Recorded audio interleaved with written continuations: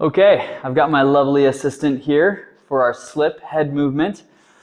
So when we do a slip, really all it is I'm trying to avoid my opponent's jab. So I'm going to be in my boxing fighting stance.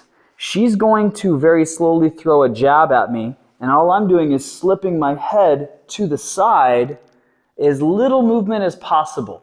It's not a whole lot of head movement. So as you look, I'm just going to slip enough to get my head out of the way.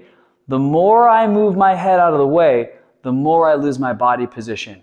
The longer it takes me to regain myself, and then the higher probability that my opponent is going to get a tactical advantage over me. So I'm going to move my head as little as I have to. All right, so she's going to jab, and I'm just going to move my head to the side. So jab, side.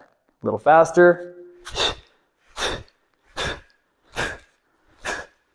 And so that is what a slip is for. Very, very slight movement.